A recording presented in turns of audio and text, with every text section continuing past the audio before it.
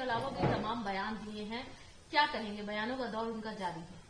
देखिए, मेरा मानना है कि राहुल गांधी जब देश में होते तो भी देश विरोधी ताकतों के साथ, चाहे वो उमर खालिद हो, अमेरिका में जाएं तो इल्हास उमर हो, और जितने उनके प्रेस कॉन्फ्रेंस में रहते हैं वो भारत विरोधी टूल किट का ही वो प्रयोग करते हैं और वही लोग रहते हैं।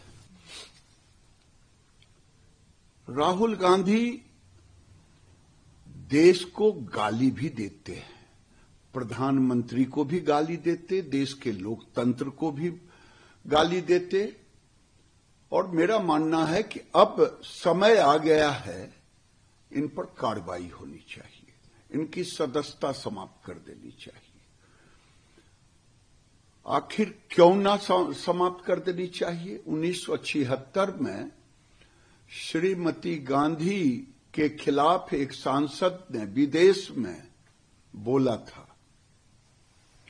और मंत्री ने प्रस्ताव लाया सदन में कि इंदिरा जी देश में होती हैं तो कांग्रेस की नेता होती हैं, विदेश जाती हैं तो देश की नेता होती हैं।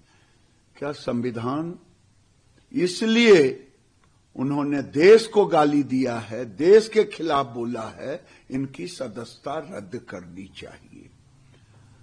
राहुल गांधी संविधान को भी गाली देते, प्रधानमंत्री को भी गाली देते, जबकि भारत का संविधान इतना मजबूत है कि ये अफजल गुरु जैसे आतंकी के लिए भी रात को 2 बजे टुकड़े टुकड़े गैंग जाते हैं, दरवाजा खुलवाते हैं।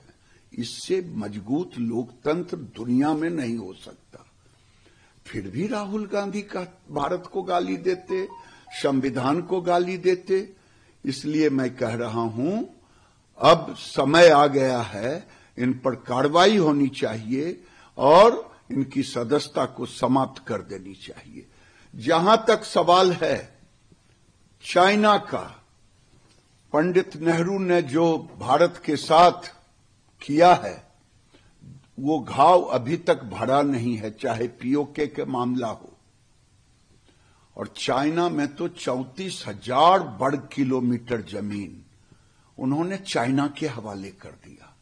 जब लोहिया ने सदन में पूछा था तो उन्होंने कहा था कि ये कंकड़ पत्थर है, जबकि हम भारत माता पूजते हैं। तो उन्होंने मजाक में कहा था तब तो आपके सर में बाल नहीं हैं, तो वो बेकार हो गया। इसके लिए सोनिया गांधी, राहुल गांधी, तमाम लोगों को एकजुट होकर के देश से माफी मांगनी चाहिए। एक सवाल हिमाचल प्रदेश से आपने कहा था कि वहां के जो कांग्रेस के लीडर हैं, जिन्होंने खुद कहा कि वहां पर लोगों की, जैसे रोहिंग्यास की संख्या कर रहे हैं कि इलीगल कंस्ट्रक्शन हो रहा है, कोई सुनवाई नहीं हो रही है, क्या कहेंगे इस विषय पर? पूरे देश के अंदर एक साजिश चल रहा है, और साजिश चले क्यों नहीं? राहुल गांधी और टुकड़े टुकड़े गैंग का समर्थन मिलता हो, पीएफआई हमारे देवभूमि से लेके, चाहे हिमाचल हो, चाहे उत्तराखंड हो, चाहे हिमालयन स्टेट हो, चाहे देश के अन्य भाग हो, जहां जहां हिंदू आबादी है और खाली है, वहां मुसलमानों को पेनिट्रेट कराओ और आने वाले दिन में इस्लामिक स्टेट घोषित करो। ये भाव लेकर के पीएफआई चलता है। आज वही कारण है कुछ देवभूमि में अवैध मस्जिद, जिसको वहां के सरकार के मंत्री ने कहा कि अवैध रोहिंग्या और बांग्लादेशी भी हैं, जिनको लाइसेंस दिया जाए।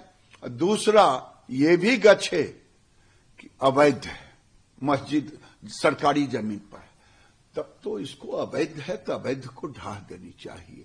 और दूसरी बात मैं ये भी कहता हूं, केवल देवभूमि में ही नहीं, मैं वहां के हिंदुओं को धन्यवाद देता हूं, उन्होंने विरोध प्रकट किया। कांग्रेस की सरकार इस पे चुप है। राहुल गांधी की जुबान विदेश से गाली देने के लिए होता है, लेकिन इस पे चुप है। अब अवैध मस्जिदों को चिन्हित किया जाए, बांग्लादेश बॉर्डर पर, ये नेपाल बॉर्डर पर और देश के भीतर भी जहां जहां अवैध मस्जिदें हैं उसको चिन्हित करके उसको ढाह देने की जरूरत है। आज उत्तर प्रदेश में मुझे बताया गया कि 500 से अधिक अवैध मदरसे ने सरेंडर किया है और ये मदरसे अवैध और अवैध मस्जिद ये भारत में आतंकवादी पैदा